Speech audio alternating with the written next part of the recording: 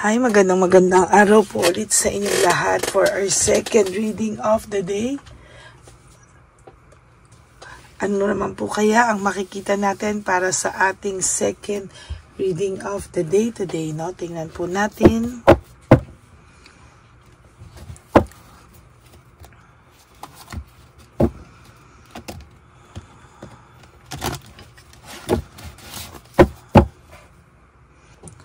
Okay, balasahin muna po natin. Sana po ay napanood nyo na po yung second, third reading kahapon and fourth reading and ang first reading kanina, no? At yung insenso po, no? Sayang po at pag pinalalagpas nyo po yung ating insenso, no? Sayang po yun.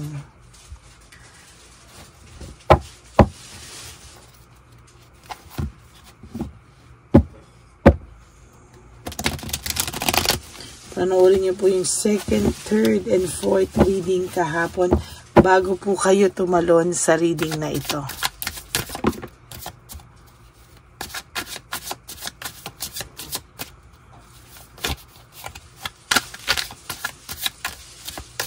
And para po talagang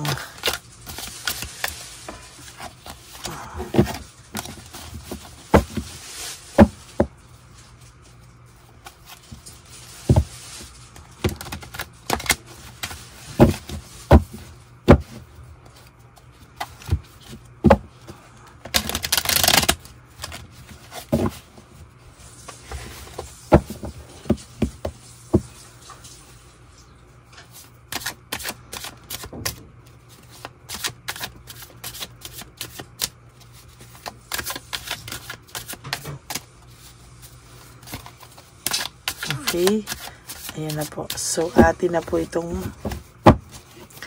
anahin na, no? Pili na po tayo ng 20 cards. 1, 2, 3, 4, 5, 6, 7, 8, 9, 10. Huwag niyo po i-skip to. Dito po ako kumukuha ng energy sa inyong lahat. 12, 13, 14, 15, 16, 17, 18, 19, and 20.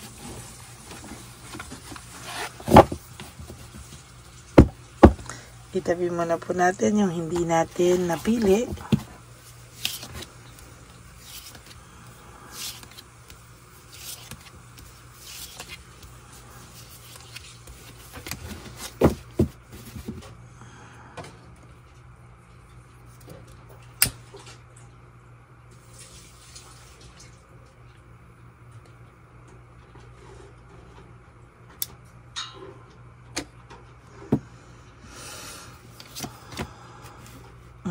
Ang tao pong ito talaga ay nag-iisip, no? Talagang sabi niya sa akin,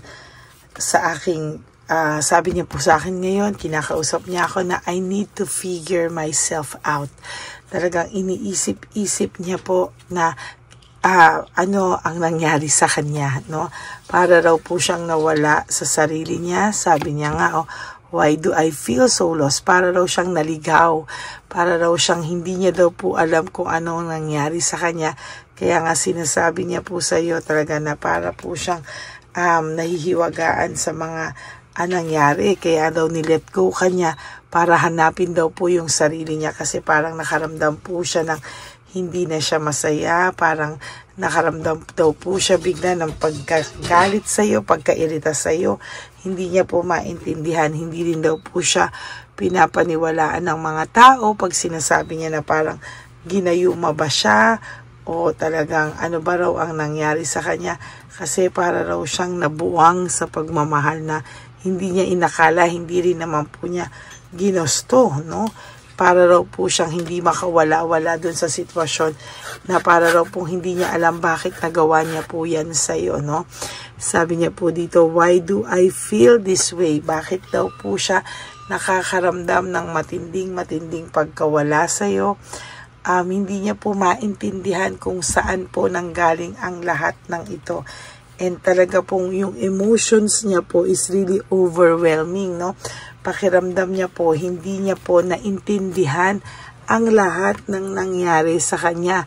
Feeling niya po ang mga nangyari sa kanya para siyang nawala, para po siyang hindi niya po maintindihan kung ano po yung nangyari sa kanya. And to tell you honestly, para po siyang nabubuang na hindi niya malaman, no? Para po siyang for a while, para po talaga siyang naging demonyo daw po talaga sa iyo, at para daw po talaga siyang nawala, sobrang nawala siya sa sarili niya, para raw po siyang naengkanto na hindi niya maintindihan, at talaga pong sa nakikita ko dito, para po siyang dinapuan ng kung ano man, na nawala daw po siya sa sarili niya. Hindi niya po maintindihan kung bakit daw po yan nagawa sa inyong lahat, sa inyo, no? At lahat daw po ng mga nagawa niya sa iyo ay nagtataka po siya, no? Dahil kayo po ay sobrang nagmahalan, sobrang mo po siyang minahal, lahat po ay nandyan ka sa kanya, pero bakit niya daw po nagawa sa iyo ang lahat ng ito, no? Hindi niya po maintindihan, no? All of a sudden, para po siyang naging ibang tao, no? Kahit po siya ay nagtaka sa kanyang sarili, dahil hindi naman daw po siya ganyan, ano? And technically, mabuting tao naman daw po siya. So, nagtataka po siya ano po ang nangyari sa kanya, no? Hindi niya po maipaliwanag, talagang sa kanya po ay namimisteryosohan po siya kung ano po yung nangyari sa kanya, and hindi niya daw po alam bakit daw po siya naging ganyan, ano? You know, talagang malinaw po yung sinasabi niya, hindi niya naiintindihan.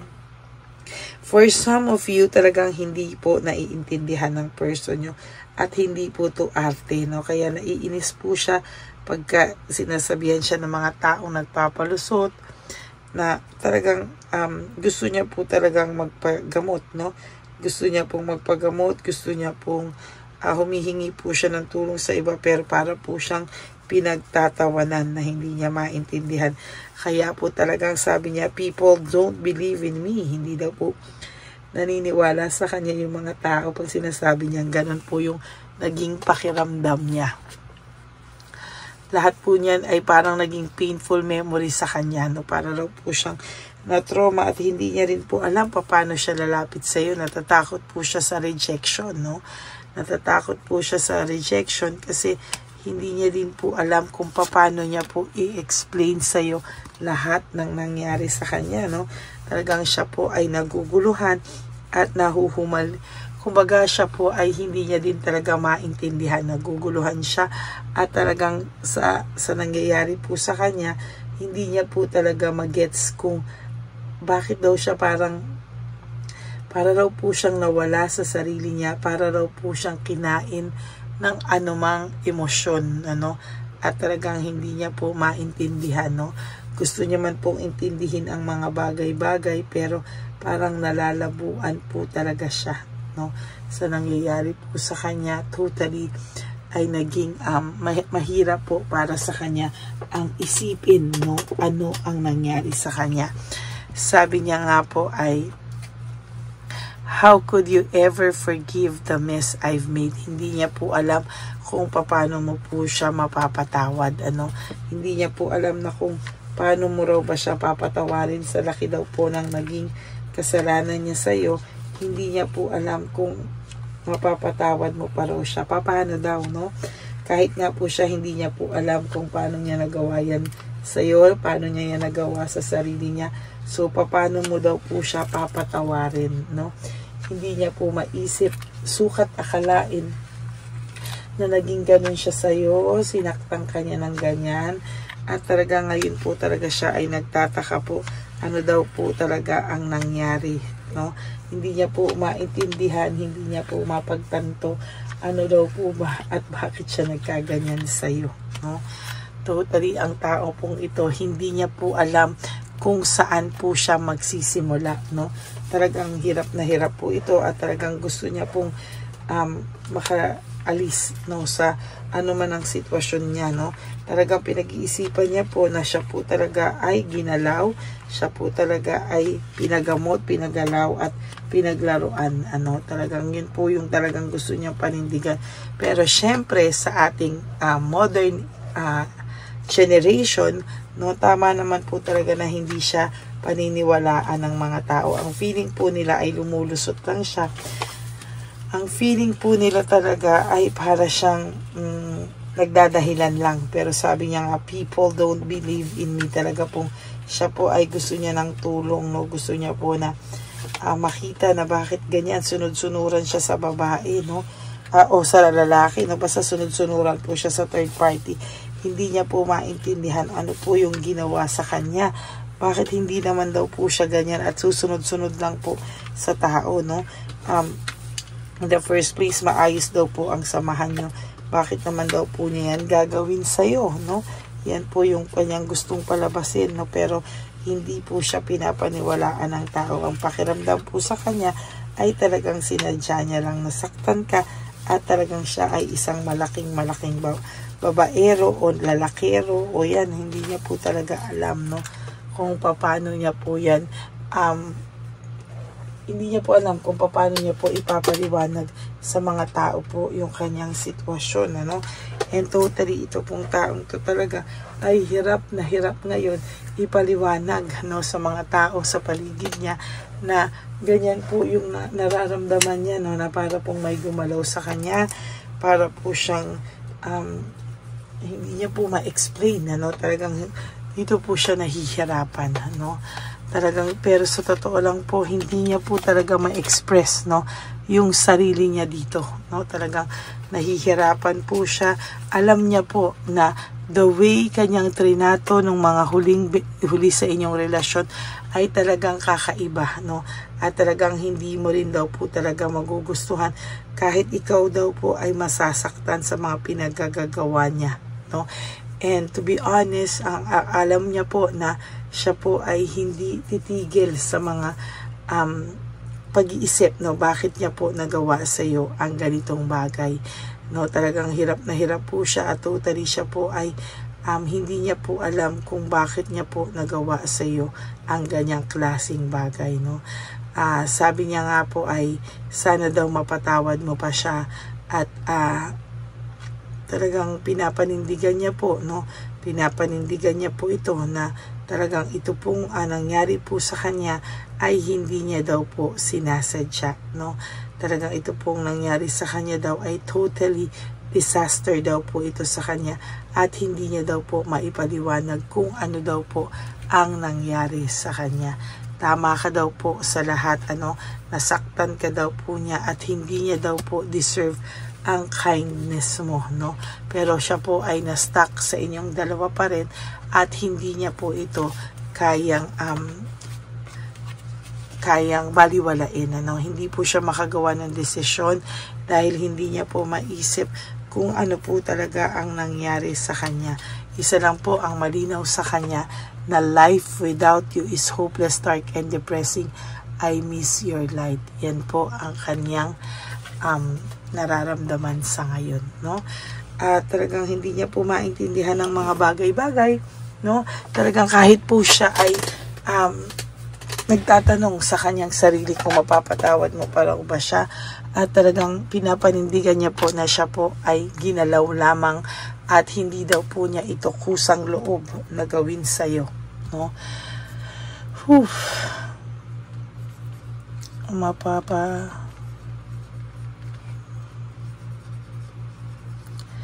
Mapapatawad mo pa daw. Mapapatawad mo ba siya if alam mong sinasabi niya ginalaw at ginayuma lang siya.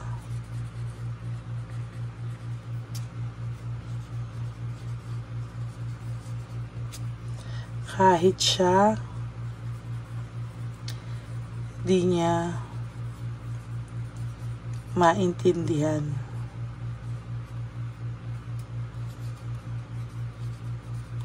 ang nangyari sa kanya.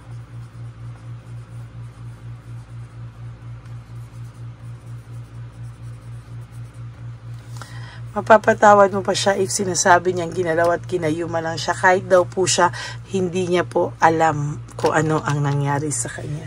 So yan po ang inyong second reading of the day. I hope po na naka-resonate kayo, and if you do, can you please give me a like and comment down below para naman po alam ko naman ang inyong mga pakiramdam, comments sa ating nabasa ngayong araw na ito, no?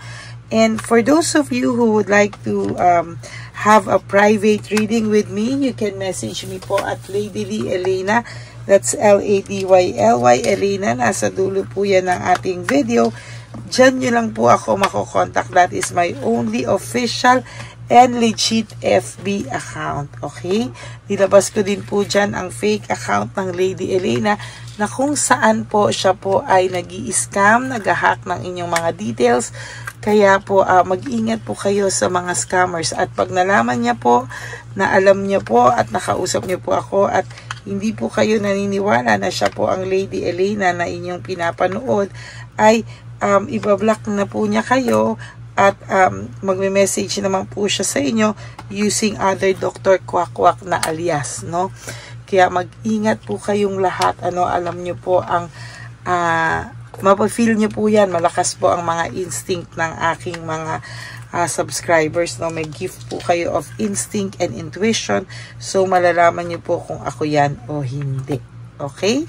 And sa akin naman po mga ever loyal, solid, and faithful na Lady Elena family, I love you all from the bottom of my heart. Mahal na mahal ko po kayong lahat. And thank you everyone for not skipping ads. Tulong nyo na po yan sa ating channel. Pero bago po ang lahat, no, sana naman po ay panoorin nyo po by sequence, no, 1, 2, 3, and 4 bago po kayo tumalon dito sa first reading at itong ating second reading of the day ngayong araw na ito ng Martes, no. Bago nyo po excited panoorin ang ating 1, 2, 3, and 4, sana naman po ay mapanood nyo muna po yung ating kahapon, ano, dahil talagang para po talagang basang-basan po nyo po ang inyong sitwasyon or talagang napanood nyo po ang bawat sequence po na 1, 2, 3, and 4. Okay? And lagi ko lang pong payo sa inyo is just to live one day at a time. You wake up and do 3 things that will make you happy for today. Enjoy and prioritize yourself. Forgive yourself, no? At be grateful po na tayo po ay gising pa, nabuhay pa po tayo, at tayo po ay may mission pa, no? Kaya wag niyo po yang sasayangin. Always love yourself because self-love is still the best love of all. And you also have to realize that life is so short. Don't make it shorter by stressing yourself from all the pains and heartaches na binigay po sa inyo ng kahapon. Just surrender everything to the divine universe and just let go and let God write your life and love story. Ako po ay magbabalik para sa inyong third reading and fourth reading of the day. For the meantime, kayo muna po ay mag-relax habang nag-aantay ng aking mga readings. At panoorin niyo po yung mga episodes or yung mga 1, 2, 3, 4 na hindi nyo pa po, videos na hindi nyo pa po napapanood, no? At talagang ayusin nyo po ang inyong araw, no? Huwag po kayong malungkot. Okay? God bless you all. And I love you all from the bottom of my heart. And for those of you who would like to give me a super thanks for this video, I would really, really appreciate that from the bottom of my heart. Lalo na po, nalalapit na po ang ating One Love a Day on March 1. Kaya tayo po ay nag-iipon na po at namimili-mili na po para po sa ating One Love a Day on March 1. Okay? Maraming salamat po sa inyo and may God bless you all. No? Sana po ay nabigyan ko po kayo ng linaw at mensahe sa araw na ito. Kaya ako po ay nagpapasalamat sa lahat ng nanonood palagi sa akin at maraming salamat po sa inyong lahat. From the bottom of my heart, thank you po with all my heart. Bye! God bless you all po. Hey, update po, may nagpanggap pong subscriber natin na Siya po ay magpapahula sa fake na Lady Elena, kaya ayan, hinihingan po siya ng $80 at ang cell po niya ay nabigay at nakuha. Ang pangalan niya po sa cell ay Julian Albert, no?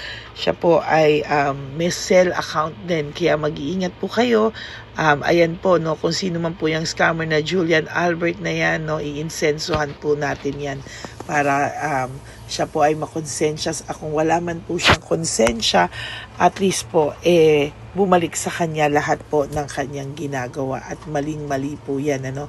Basahin niyo po lahat yan, makikita niyo po, ayan po ang cell number niya at Julian Albert na yan, ano, para po talagang mai-report din po natin yan na siya ay gumagamit ng cell account na Julian Albert.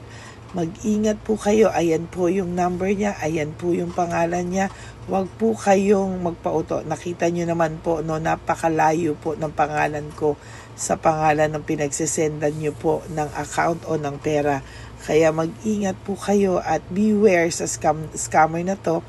At talagang ayan po, pinost ko po ang kanyang pangalan dito para maging babala po sa inyong lahat. Maraming salamat po.